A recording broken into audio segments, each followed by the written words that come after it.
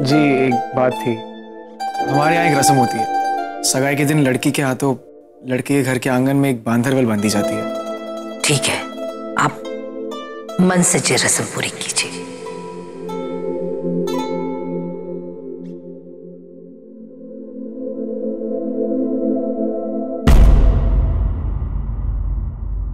रुकिए, ये क्या कर रही हैं आप?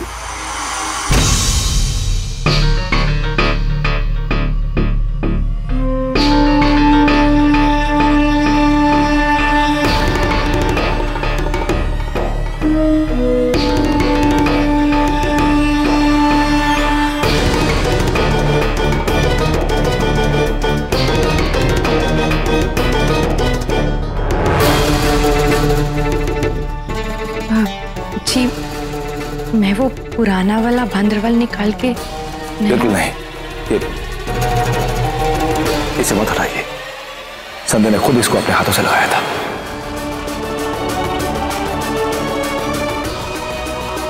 भाभो की सारी मेहनत गई गड्ढे में। जेठानी जी के सामने अभी भांडा फूटने ही वाला है।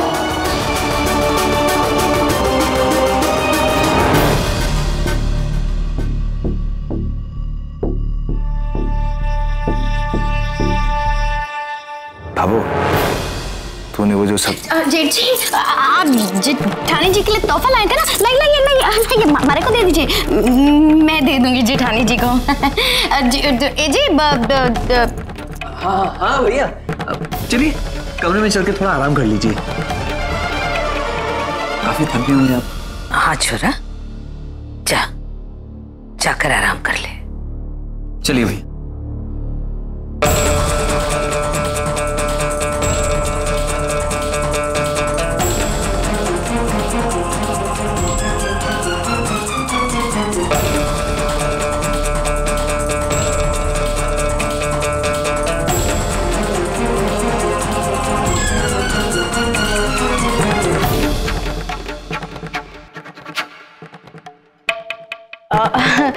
वो हाँ, नई रस्मों के चलते ना जेठ जी तो तोहफा देना ही भूल गए आपको। हाँ, अब जेठानी जी तोहफा चाहिए ना, तो जरा तो मुस्कुरा दो।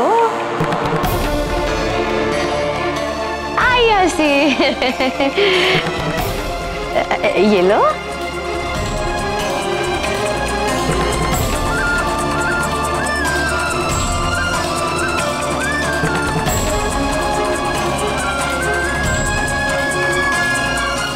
परसों ब्याह होके हमारे सूरज के अर्धांगिनी बनकर तू इस घर परिवार में प्रवेश करेगी, सारे अधिकारों के साथ। लोकेश जी, हम ये आयोजन जयपुर में करेंगे।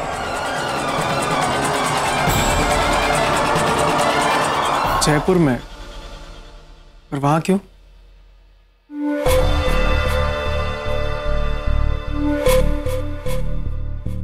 पिछली यादों की कड़वाहट अभी भी मन से ना गई है। सूरज का पहला ब्याह अठे ही हुआ था, और मैं ना चाहूं कि सूरज ने पिछली कोई भी याद उसे चुभे।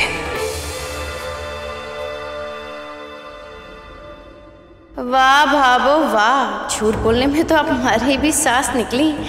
अच्छा, आप शादी इस वजह से बाहर जयपुर करा रही हो ताकि दाइसा और बाकी मोहल्ले वालों को कुछ पता ना लगे।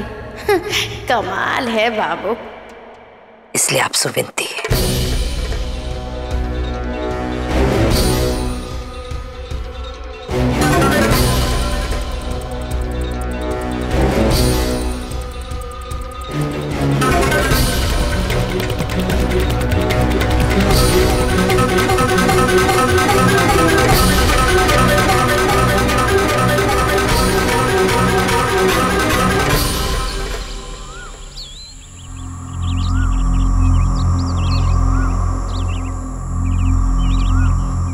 बहुत होशियारी से जाना, सामने 15 अगस्त है।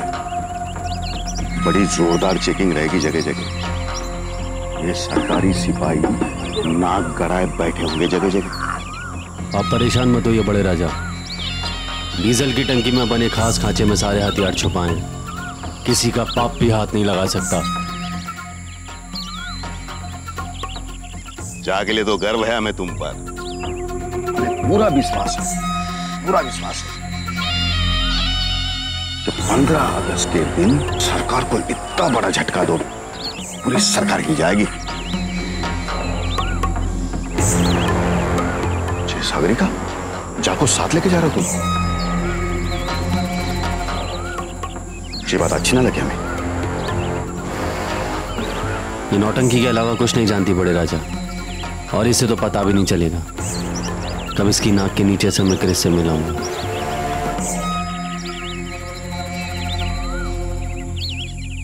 ठीक है, रायपुर की यात्रा के लिए सफलता। रायपुर कौन जा रहा है? तो क्रिस से मिलने में रायपुर नहीं जा रहा, और असली मीटिंग कहाँ है मैंने किसी को नहीं बताई। मैं उससे मिलने जयपुर जा रहा हूं। इस बार गर्जना एक बहुत बड़ा कदम उठाने जा रहा है बड़े राजा, जो इस संगठन को छोटे कोने से उठाकर दुनिया के नक्शे पर छाप देगा। और ऐसे नाजुक मौके पर मैं कोई भी खतरा मोल नहीं लेना चाहता था। अभी चाहे पुलिस या सरकार, उनका कोई भी खबरी आके हमारी गोद में बैठ जाए, लेकिन मीटिंग कहाँ ये नहीं जान पाएगा।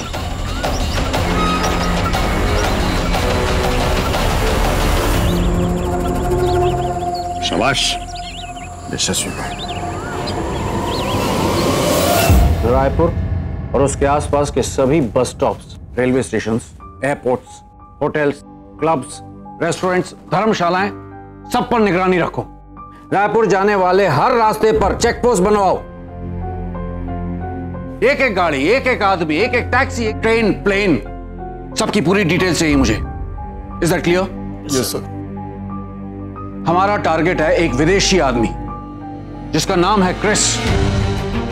क्रिस गर्जना संगठन के चंदू से मिलने रायपुर जा रहा है। यह मीटिंग उनके मास्टर प्लान पर आखिरी मोहर होगी, और उनका ये मास्टर प्लान हमारे देश के खिलाफ बहुत बड़ी साजिश है। अगर वो अपने मंसूबों में कामयाब हो गए, that will be a threat to our national security. We have to stop them. हमें किसी भी कीमत पर उन्हें रोकना होगा। Is that clear? Yes sir. अगर क्रिस पकड़ा जाए तो वो हमें चंदू और गर्जना तक पहुंचाएगा। साथ में हमें यह भी पता चलेगा कि उनके इस प्लान में कौन कौन सी विदेशी ताकतें शामिल हैं। और एक बात और, आज तक इस मिशन की जानकारी सिर्फ मुझे और संध्या को थी, लेकिन अब वो आप दोनों को भी है। This is the top secret mission. इस मिशन की जानकारी सिर्फ और सिर्फ हम चारों तक रहनी चाहिए। पांचवें आदमी तक लीक नहीं होनी चाहिए। Is that clear? Yes sir. क्योंकि अगर ऐसा हुआ, ना सिर्फ ये मिशन फेल हो सकता है, बल्कि संध्या की जान को भी खतरा हो सकता है। So you have to be very, very careful. Yes sir. Here we go.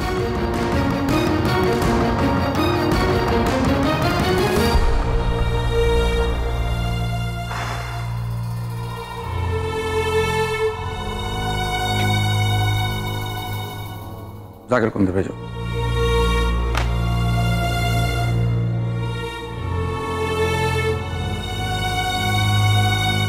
या please come in.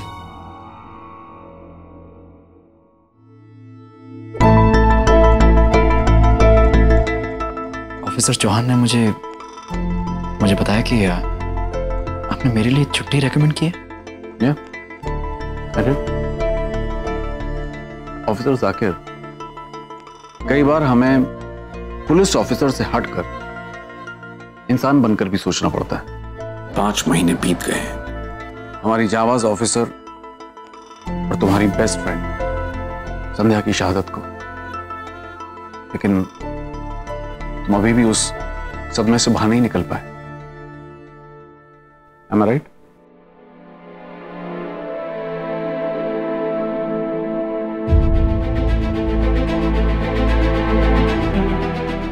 So officer Saqib, तुम्हें छुट्टी पर जाना चाहिए।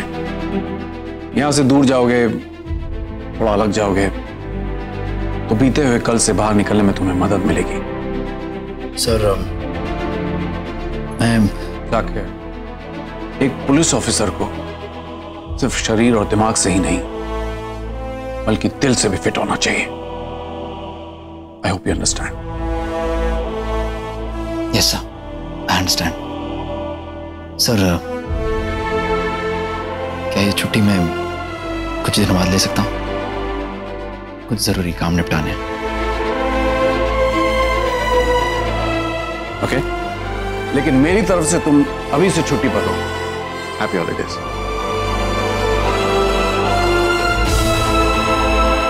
Okay sir.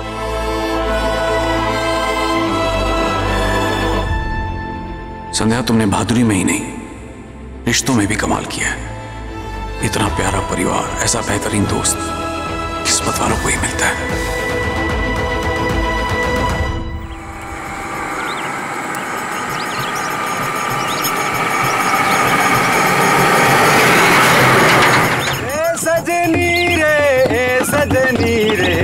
सजनी, अरे पियवा कई लगा लगा दवाए सजनी। वाह रे दादा वाह। अरे सुना, बरजा भैया फिर से बाप बनने जा रहे हैं। हाँ दादा, वो सब काली मैया की कृपा है। काली मैया की कृपा है इन पे। 8वीं बार बाप बनने जा रहे हैं। बात कर, अरे तुम्हारी सेहत देख के लगे ना। क्या बात कर रहे थे दादा? हाँ भैया, एक दिन हमारी माँ खेत पे गई काम करने के लिए, वापस नहीं आई। मैं गया उनको देखने, रास्ते वही पुराना पीपल वाला पेड़ जिसके बारे में कहा जाता है भूत रहता है उसमें। आवाज आ रही थी,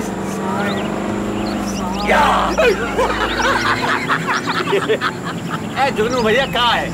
ये भूत भूत कुछ ना हो, मैं सब बहन इंसान का भाई बहन था। सजनी रे सजनी कई लगा लगा दवाए कई लगा लगा दवाए सजनी।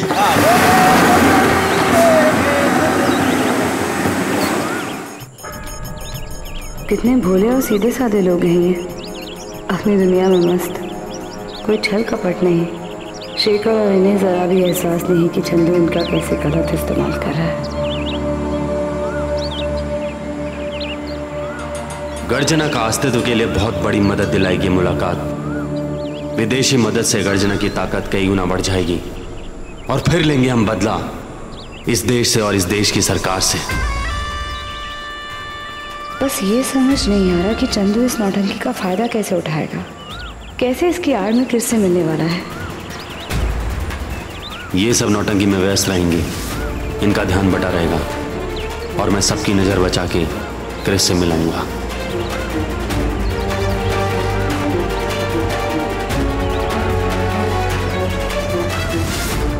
15 अगस्त का दिन सरकार के पहरे के बीच उनकी नाक के नीचे से मैं क्रिस से मुलाकात करूंगा, उनकी बर्बादी का मास्टर प्लान बनाऊंगा।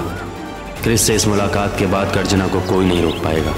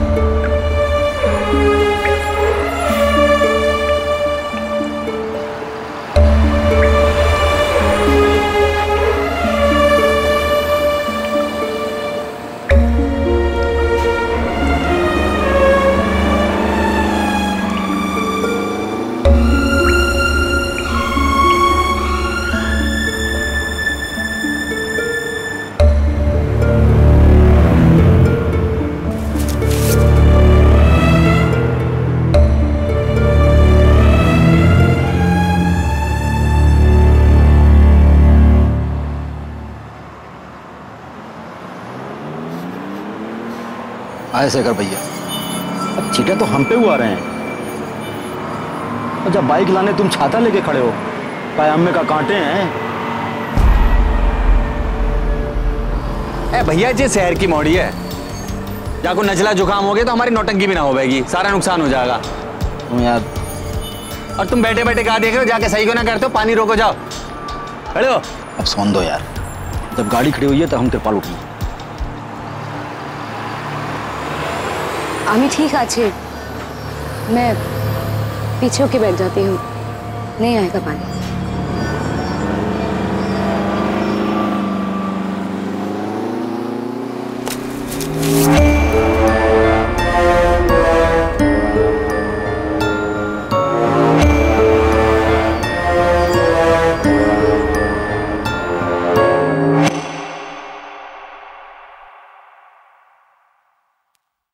संतोष, सूरज का यूं सीधे सीधे टोकना लाली माँ को अच्छा को नहीं लगा। उसकी आंखों में एक अजीब सा डर, अजीब सी परेशानी दिखी मैंने, जैसे कि समझ गई हो कि सूरज अब भी संध्या से अलग ना हुआ। ये आने वाले कल की झलक है संतोष। तूने अपनी तरफ से पूरी कोशिश की थी, इतनी झूठ सच की, पर सूरज के मन में रची संध्या आखिरकार बाहर आ ही गई। कौन क्या कर सकता था, तेरे बस की बाहर की बात थी, तू भी क्या करती। अबो आज का इस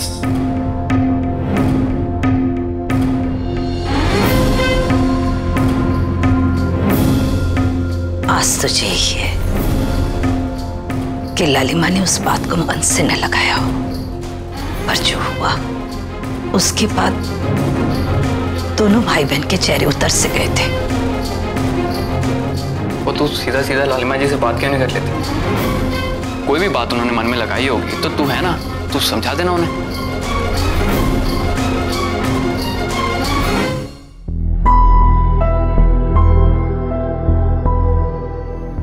अरे जीजी, ये जीजा जी का तोहफा अब तक खोला नहीं, जरा मैं भी देखूं ना आपको दिया के। चलिए खोलिए से, खोलिए ना।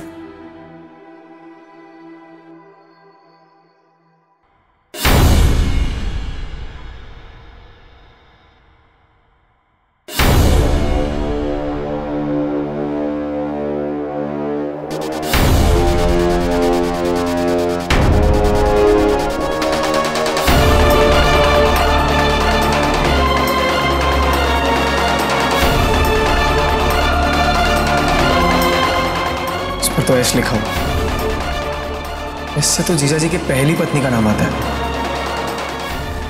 संध्या। जीजी, अब तक जो मैंने देखा सुना, मुझे यही लगता है कि जीजा जी अपनी पहली पत्नी से उतना ही प्यार करते हैं। मैं तो आपको यही बताना चाहूंगा कि आप कुछ फैसला लेने से पहले एक बार सोच लो। जीजी, अभी भी कुछ नहीं बिगड़ा, ये आपकी पूरी जिंदगी का सवाल है, एक बार सोच लीजिए।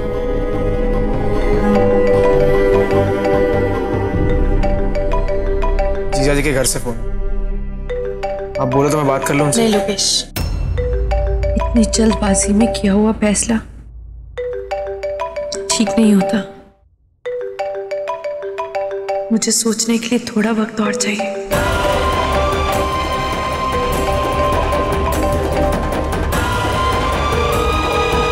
जा रही है, फोन नहीं उठा रहा कोई भाभो। सही सोचा था मैंने, नाराज हो गए दोनों भाई बहन, कहीं बात ना बिगड़ जाए। ब्याह से इनकार कर दिया तो नहीं, ऐसे नहीं हो सकता है। लालिमा की शादी अगर सूरज से ना हुई तो तुम्हारा सूरज तो ठीक ही ना हो पावेगा।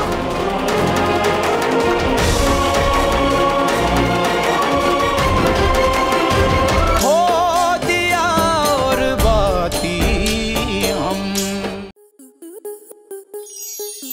आपके मनोरंजन पर अब नहीं लगेगा कोई ब्रेक। स्टार प्लस के बेहतरीन शोज देखने के लिए लाइक, शेयर और सब्सक्राइब करें स्टार प्लस यूट्यूब पेज को।